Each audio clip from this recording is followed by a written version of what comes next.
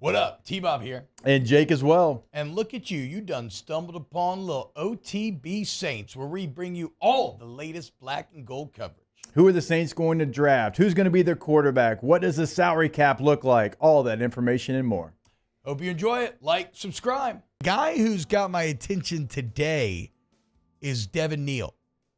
6th round running back pick out of Kansas. Now, again, if you watch a lot of college football, you know about Devin Neal because he's been awesome for like 3 years. Hell, if you play that college football video game, you probably know a lot about Devin Neal because a lot of people like to play with Kansas and kick ass with Devin Neal. And this is a very deep running back class this year. And had it not been so deep, he probably goes earlier than 6th round. But the thing is, it's kind of crazy to think about getting a player. He's only 21 years old. He averaged 1,430 yards a season, but not on like an exorbitant amount of carries. A lot of carries, about 190 per. He averaged 6 yards a carry in college. He rushed for 41 touchdowns, 16 in each of the last 2 years. Caught 77 balls over the years. What's that worth?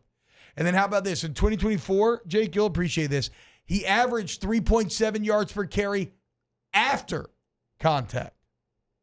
This is a super productive running back to add to the mix here. Yeah, I'm a little surprised he lasted this long. And you're right, it was a very deep class, but look, he's got the measurables. I mean, he's somebody that's 215 pounds. He ran a 4.53 at his pro day, a broad jump of 10.4, vertical of 37.5. So the explosion is there. And you mentioned how productive he was. Also, like, he went to Lawrence High School. He's from Lawrence, Kansas. Like, he decided to stay home. He had a lot of people calling, but he wanted to stay home, play for the hometown team. And look, Kansas has obviously struggled in football, but he's part of what made them watchable, right? And nice little run for the Jayhawks. And they should have been better overall last year. So it's a disappointing year overall, but they finished damn strong last year. Yeah. I don't know what went so wrong with them at the beginning of the year. A little bit of Jalen Daniels not really having it, but they finished beating some very good teams down the stretch. He led the team in rushing 4 straight years, right? Set school career records with over 4,000 rushing yards, 53 total touchdowns. So even going back to his freshman year, he had 707 rushing yards.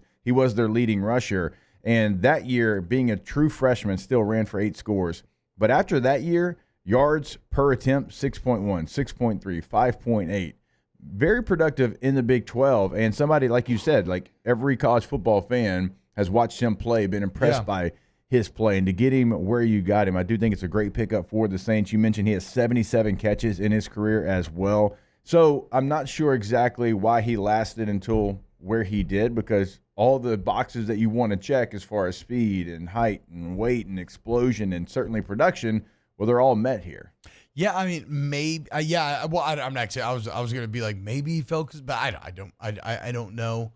I do know that, like, if we are just guessing on a guy, like if I'm just coming to a guy and I'm not a scout, I'm not this, I'm not that. Again, I do like guys who were productive in college, especially with some of the traps the Saints have fallen into the last few years. We're getting so obsessed with RAS, the relative athletic score, and using that to kind of overshadow. Well, did he actually play? Was he actually effective? And this dude was out here rushing for over 1,400 yards, 6 yards a carry, and 16 tutties a year. Like, that's okay, yes. Yes. It's like the same thing with Stutzman out of Oklahoma, you know? Baller. Yeah. I don't know if it translates to the NFL. Sue me. Baller in college, though. He kicked his peers' ass. And I'm okay with taking a shot on a guy who kicked his peers' ass. And look, I mean, this seems like a guy who, a bit of a workload horse here. He's younger. Helps to take a lot of pressure off of AK's shoulders. Get Kendre Miller to decide if he wants to be an NFL player or not. Yeah.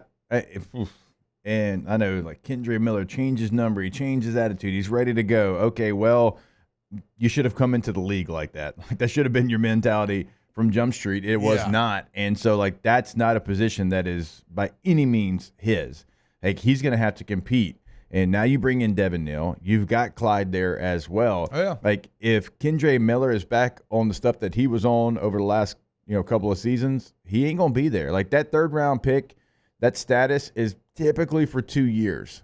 Like, you'll get some mulligans because you're a third-round pick. Now, At this point, if Devin Neal comes in, he plays better than you. If Clyde, certainly, last year we saw a flash for him in New Orleans. If he plays better than you, you will be at the house.